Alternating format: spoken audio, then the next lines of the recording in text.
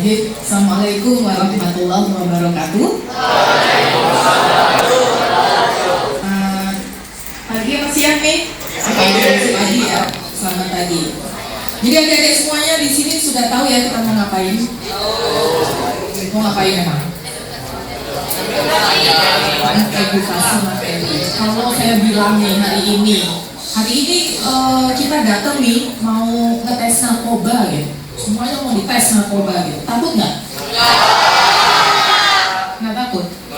Kenapa? Tes narkoba.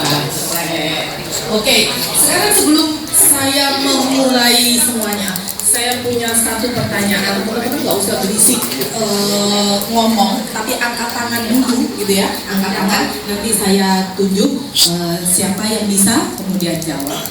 Boleh di-share tadi ya. Nih, ada kuis kayak gini. Aku sering ada di tongkrongan.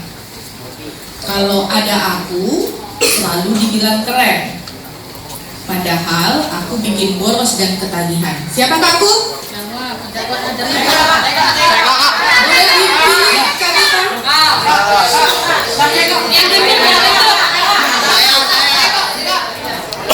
Masih banyak pertanyaan.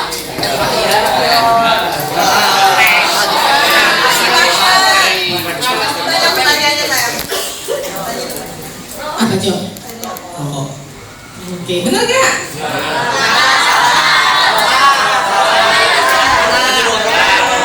Benar gak? Benar. Saya kasih pensil aja ini. Oke ya. Oke ya. Oke ya. Oke. Jadi tadi yang bilang salah siapa tadi?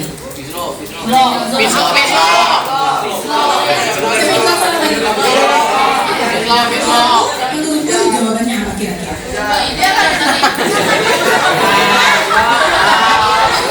Barangkali punya pikiran jawabannya apa itu sebenarnya yang ada di orang siapa yang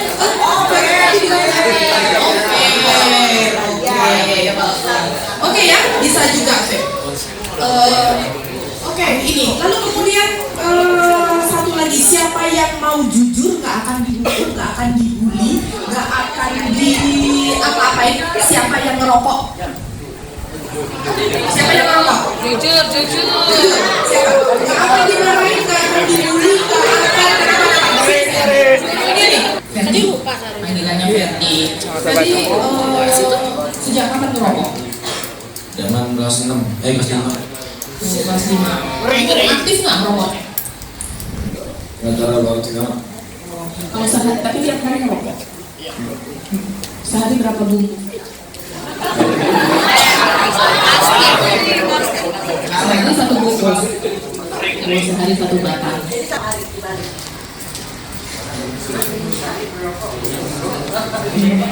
Kamu bilang, tahu nggak mama papa kalau vending rokok? Tahu nggak? Terus gimana katanya mama papa? Wah, keren namanya rokok.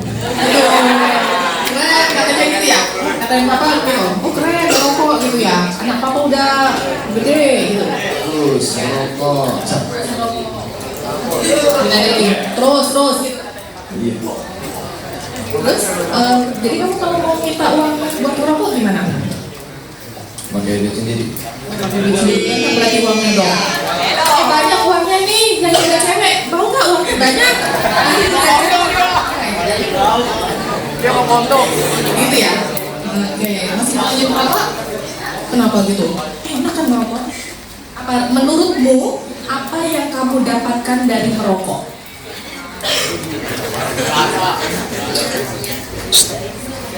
Ya jadi relax, ngilangin stres. Oh, ngilangin stres itu? Merokok ngilangin stres? Apa sih yang bikin stres sebenarnya? Ngilangin pikiran. Pikirannya hilang, kamu punya pikiran gimana dong? Ngilangin stres katanya teman-teman, kata Ferdi, kalau merokok itu buat ngilangin stres, ya ngilangin pikiran, gitu ya? Oke deh. Nanti saya tanya ya setelah apakah setelah merokok kemudian jadi stresnya hilang, gitu ya? Nanti saya tes ya. Kan katanya Pak Bagas tadi, katanya Mas Bro Bagas tadi, saya psikolog. Tahu kan psikolog? Nggak tahu psikolog? Iya. Ada yang tahu psikolog itu apa? Ada yang tahu psikolog apa? Apa psikolog itu? Kelas 9 masa Ada yang tahu? dokter mental. Dokter mental, dokter kesehatan mental. Gitu ya. Oke, tepuk tangan buat tadi anak sudah jujur. Oke. Nah, ini ya, tadi di awal sudah dijelaskan semuanya oleh Mas Bagas, oleh Kak Nita tadi itu tentang apa itu narkoba. Sebenarnya kita semuanya pasti sudah tahu. Sering kali mendengar narkoba, nafza dan lain-lain.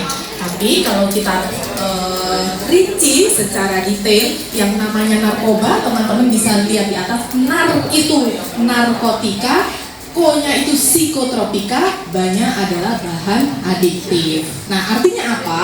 Narkoba itu zat yang bisa mempengaruhi otak, perasaan, perilaku, dan bisa bikin ketergantungan. Ketergantungan itu ketagihan. Ketagihan itu adiksi tadi. Jadi kalau nggak ketemu barang-barang itu, kemudian jadi apa namanya?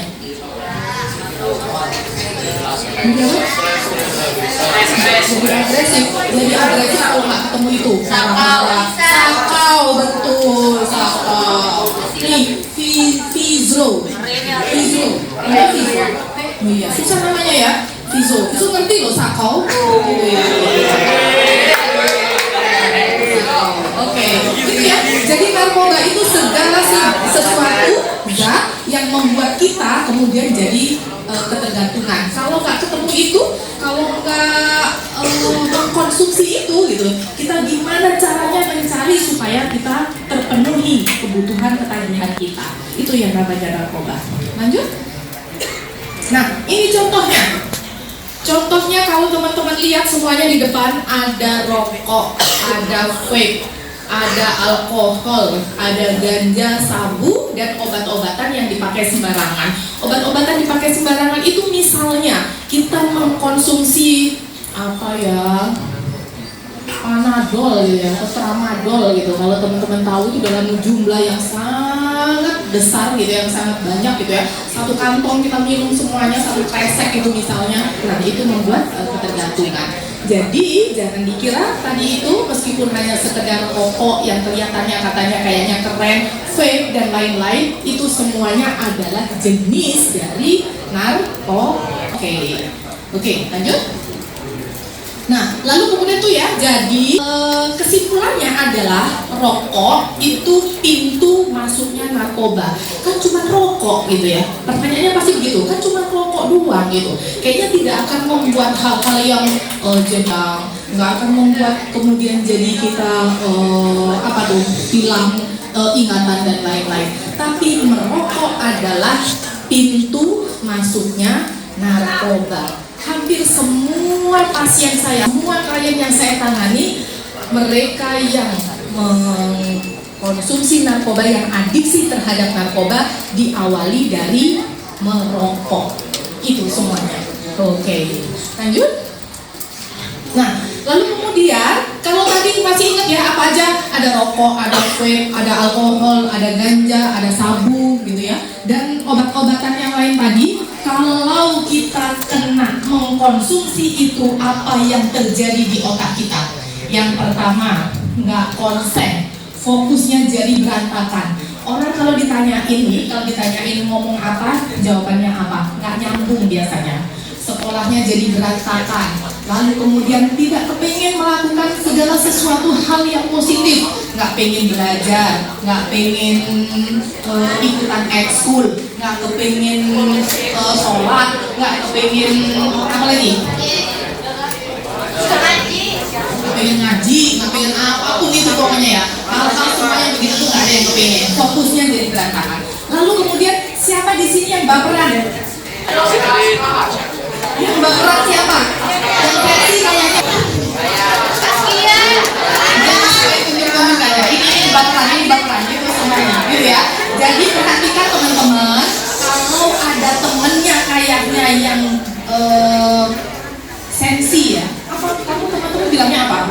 baperan ya, pokoknya ya gitu ya, emosian gitu, gampang marah kayaknya, ada masalah sedikit aja kayaknya emosinya meledak-ledak. Itu salah satu dari mereka yang sering menggunakan narkoba. Lalu kemudian yang ketiga, sulit berpikir jernih, nggak bisa. Seperti tadi halnya nggak fokus, mereka nggak bisa berpikir dengan baik. Berikutnya yang keempat adalah bikin ketagihan. Tadi sudah saya jelaskan bahwa semua hal yang tadi di depan yang kita sebutkan contoh-contohnya semuanya bikin nagih. Semuanya bikin nagih. Bentuk ketagihannya seperti apa? Kalau yang sudah parah, mereka kemudian akhirnya jadi gimana cara mendapatkan barang, mencuri kah, menjual barang di rumahnya kah, supaya mereka bisa membeli barang tersebut. Itu. Oke, lanjut. Nah, ini tadi karena rokok itu dianggap remeh gitu ya. Mungkin ada orang tuanya yang kayaknya merokok, tapi mereka tentu saja biasanya nggak kepingin anak-anaknya ikutan merokok. Ada yang begitu? Ada yang papanya merokok. Ayo, langsung kamu di belakang ya, Mbak. Siapa namanya? Faiz. Faiz. Ya, Faiz. Izin bertanya, kalau misalkan kan ada zat narkotika kan ada kayak morfin, betadine, morfin, fentanyl, ganja. Nah, itu untuk di medis kan biasanya kan digunakan untuk sebagai obat bius, penenang, dan dimana ketika ada pembedahan atau apa dia tidak merasakan sakit kan. Nah, tapi kenapa zat tersebut bisa disalahgunakan pada oknum-oknum atau WNI yang dimana disalahgunakan untuk sebagai pemuas, untuk penenang, dan juga obat-obat ya seperti yang saya tahu gitu. Nah, kenapa bisa ada oknum bisa membeli atau menyalahgunakan obat tersebut dan juga bisa untuk jadi bercanduan gitu. Oke. Sini dulu. Faiz. Satu.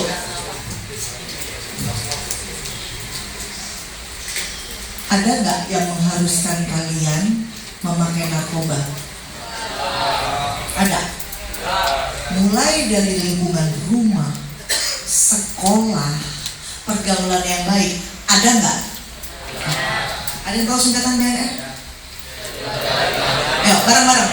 Badan Narkotika Nasional. Kerjanya apa BNN? Kenapa BNN namanya bukan BANN, Badan Anti Narkotika Nasional? Kenapa? Karena yang seperti Faiz bilang, narkotika itu dibutuhkan untuk medis dengan resep dok. Berarti ada dosis yang harus diperhatikan dan hanya dokter yang bisa mengeluarkan. Itu sebabnya namanya penyalahgunaan. Karena apa? Karena bukan dilarang narkotikanya untuk medis. Yang dilarang apa? Penyalahgunaan. Oke? Nah, misalnya ada orang pakai ganja, emang dia sakit? Enggak kan? Nah, itu tadi. Dia sakit tapi tetap pakai. Berarti tadi seperti Faiz bilang, disalahgunakan. Kenapa? Orangnya goblok. Emang ada yang nyuruh? Ada kan? Nah, udah tahu itu hanya untuk narkos, bukan untuk orang yang besoknya itu mau operasi atau painkiller. You know painkiller kan? Pada saat kita habis dibelek misalnya, itu nanti pada saat habis operasi kita pasti dikasih painkiller, pereda rasa sakit. Ya, tergantung tingkat operasinya. Dokter aja memberikan dosisnya berdasarkan besar kecilnya operasi, ya nggak? Nanti operasi kutil dikasihnya udah langsung bermili-miligram, enggak? Kalau operasi kutil painkillernya udah di situ-situ aja, minum Panadol aja udah sembuh dari 3 hari, ya kan? Tapi kalau misalnya mau operasi besar seperti mungkin dibelah perutnya atau ada operasi di kepala akibat stroke, nah itu berurusan lagi dengan narkotika itu tadi. Jadi narkotika kenapa bukan anti narkotika untuk medis? Itu karena mereka berguna untuk medis, ingat-ingat, berguna untuk medis dengan dosis yang hanya dokter yang bisa memberikan. Dapat Faiz? Oke, jadi ingat ya, tidak ada oknum. Yang ada diri kita yang oknum nggak ada. Boleh orang ngajak, kalau kita mau namanya kita aduh keren banget, SMPN tuh dia. Ibu? Terima kasih Kak. Iya.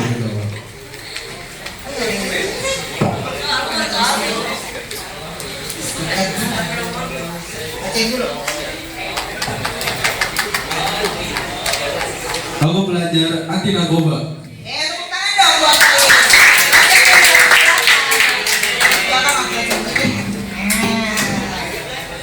Oke, cukup? Oke, sebelum kita selesaikan, ada satu hal karena hari ini banyak yang berkaitan dengan merokok. Nah, kita dengarkan satu hal yang penting untuk hal ini. Silakan, Adil. Saudara karyawan ada yang mau nanya, bos saya mau nanya, silakan. Bos kan punya pabrik rokok, tapi kenapa bos saya lihat tidak pernah merokok? Anak-anak bos tidak ada yang merokok. Bahkan saya lihat keluarga besar pun yang merokok.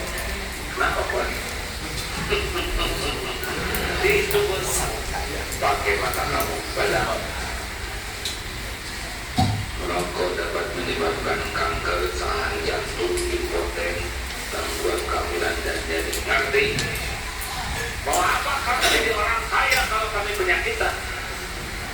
Yang kanker, ya jantungan, jadi impoten, pikir dong oleh saudara. Benar juga ya bos. Tapi kenapa bos masih bikin rokok?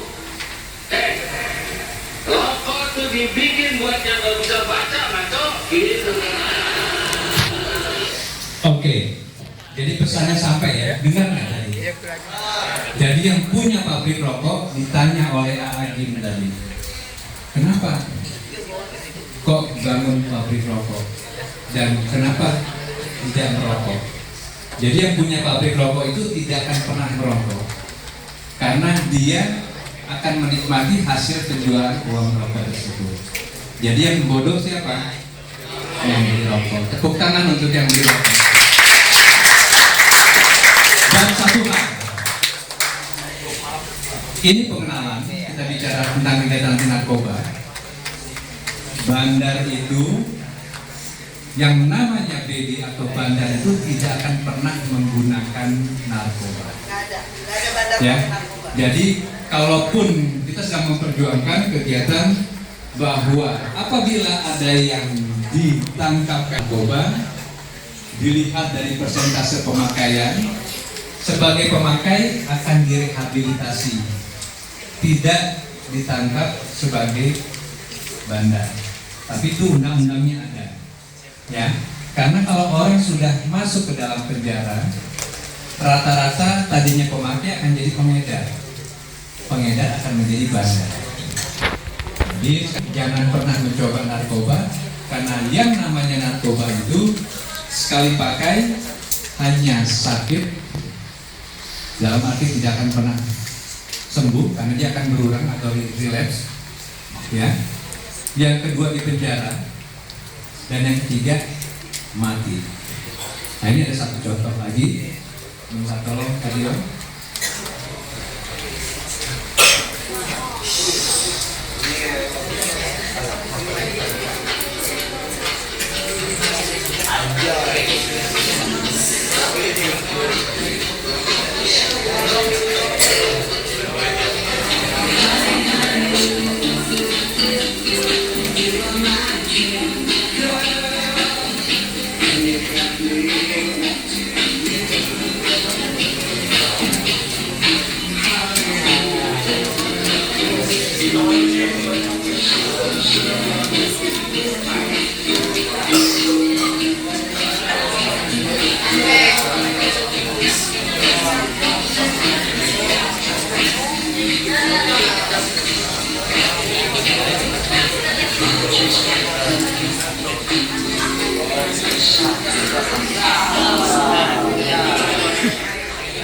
Oke, innalillahi wa inna ilaihi raji'un. selesai secara adat ya. Nah, jadi sekali lagi tidak akan pernah yang namanya seseorang itu menggunakan narkoba itu pasti berhasil, ya. Jadi dia akan tobat kemudian melakukan sesuatu. Tepuk tangan untuk SMP 75. SMP 75 prestasi yes, narkoba no.